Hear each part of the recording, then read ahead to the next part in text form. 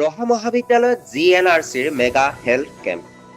ৰহাত ৰাইজৰ সুবিধাৰ্থে GNRCৰ তৰফৰ পৰা বিনামূলীয়াকৈ অত্যাধিক সুবিধাযুক্ত এম্বুলেন্স সেৱা প্ৰদান। লগতে ৰহা মহাবিদ্যালয়ত এটা GNRCৰ তথ্য আৰু পৰামৰ্শ কেন্দ্ৰ স্থাপন কৰা হয়। দেওবাৰে GNRCৰ উদ্যোগত আৰু ৰহা মহাবিদ্যালয়ৰ সহযোগত মহাবিদ্যালয়খনতে অনুষ্ঠিত হয় এক মেগা স্বাস্থ্য পৰীক্ষা শিবিৰ। এই স্বাস্থ্য পৰীক্ষা শিবিৰতে সংবাদমেল যোগে এই কথা সদৰি কৰে GNRCৰ কৰ্তৃপক্ষই। এম্বুলেন্সখন ৰহা মহাবিদ্যালয় চৌহদতে ৰখা হ'ব আৰু 24 ঘণ্টাই বিশেষজ্ঞ স্বাস্থ্যকৰ্মী এম্বুলেন্সৰ লগত থাকিব। সকলোৰে বাবে সাৰ্বজনীন স্বাস্থ্য সেৱা প্ৰদানৰ লক্ষ্যৰে আয়োজিত এই স্বাস্থ্য শিবিৰত 5 শতাধিক ৰোগীক বিশেষজ্ঞ চিকিৎসকে স্নায়ুৰোগ, হৃদৰোগ, বৃক্কৰোগ, সাধাৰণ শল্য চিকিৎসা, অস্থিৰোগ আদি পৰীক্ষা কৰাৰ লগতে পৰামৰ্শ আগবঢ়ায়। ৰহা চাপৰমুখৰ পৰা ৰিপৰ্ট JNKD নিউজ। হয়, নমস্কাৰ। আপোনালোক সকলোৱে জ্ঞাত যে ৰহা মহাবিদ্যালয় হ'ল বৃহত্তৰ ৰহা সমষ্টিৰ একমাত্ৰ উচ্চ শিক্ষাৰ অনুষ্ঠান। বিগত দিনত আমি উচ্চ শিক্ষাৰ অনুষ্ঠান হিচাপে ৰহা মহাবিদ্যালয়ত আমি শিক্ষাদান কৰি আহিছো। কিন্তু আমি অনুভৱ কৰোঁ যে কেৱল শিক্ষাদানতে উচ্চ শিক্ষা অনুষ্ঠান এটা আবদ্ধ থাকিব নালাগে। ইয়াৰ লগে লগে আমি সমাজৰ বাবেও কিবা কৰিব লগা হয়। তাৰে অংশ হিচাপে আমি গুৱাহাটীৰ GNRCৰ লগত এখন চুক্তিবদ্ধ হৈছো আৰু সেই অনুসৰি আমি ৰহা মহাবিদ্যালয়ত এটা GNRCৰ তথ্য আৰু প্ৰথম সহায়িকতা কেন্দ্ৰ আজি স্থাপন কৰিছো।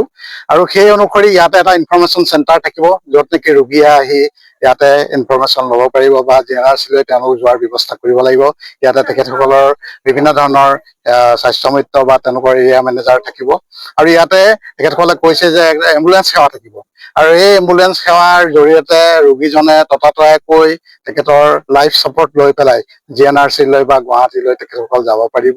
গতিকে আপোনালোকে দেখিছে যে এম্বুলেন্সখনত লিখা আছে বেছিক লাইফ ছাপৰ্ট থাকিব। ইয়াতে বিভিন্ন ধৰণৰ ভিতৰত বিভিন্ন ধৰণৰ অত্যাধুনিক মানে কৌশলযুক্ত বিভিন্ন ধৰণৰ সুবিধা আছে, যি সুবিধাৰ জৰিয়তে নেকি পেচেণ্টজনক জীৱিত অৱস্থাতে নিয়ে এটা মুমূৰ্ষু অৱস্থাৰ পৰা তেখেতসকলে নি পেলাই তাত চিকিৎসা প্ৰদান কৰিব লাগিব। মই অনুভৱ কৰোঁ যে বৃহত্তৰ ৰহা অঞ্চলৰ বাবে এইটো এটা ভাল খবৰ হ'ব বা আমি এটা তেখেতসকলক ৰাইজক সহায় কৰিব পাৰিম। গতিকে আপোনালোকৰ জৰিয়তে মই এই বাৰ্তাটো সমাজলৈ প্ৰেৰণ কৰিবৰ কাৰণে অনুৰোধ জনাইছো, যাতে সকলোৱে এই সুবিধা গ্ৰহণ কৰে আৰু এই সুবিধাৰ জৰিয়তে এজন ৰোগীৰ যিটো এটা সংকটজনক অৱস্থা আহে তাৰ পৰা সকলোৱে উদ্ধাৰ কৰে। হয়, এম্বুলেন্সখন আমি ৰহা কলেজত ৰখাৰ ব্যৱস্থা কৰিব হয়। আমাৰ যদি তেখেতসকলে যদি বিচাৰে এম্বুলেন্সখন মহাবিদ্যালয়ত থাকিব আৰু তেখেতৰ চালক বা টেকনিচিয়ানজন থাকিবৰ কাৰণে আমাৰ মহাবিদ্যালয়ৰ হোষ্টেলতে থকাৰ সম্পূৰ্ণ ব্যৱস্থা কৰি দিম।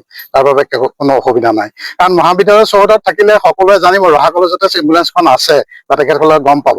কাৰণ ইয়াতে আমাৰ 24 আৱাৰ্ছ চকীদাৰো থাকে, নাইট চকীদাৰো থাকে, আমাৰ বিভিন্ন ধৰণৰ ষ্টাফ থাকে, হোষ্টেলত ল'ৰা ছোৱালী থাকে। গতিকে ইয়াত থকা তেখেতসকলে একো অসুবিধা নাপাব। মানে ৰাইজৰ সুবিধাৰ কাৰণে মই এই ঘোষণাটো কৰিছো, যাতে এম্বুলেন্সখন ৰাইজে ঠাইতে পাব পৰা ব্যৱস্থা কৰিব পাৰে।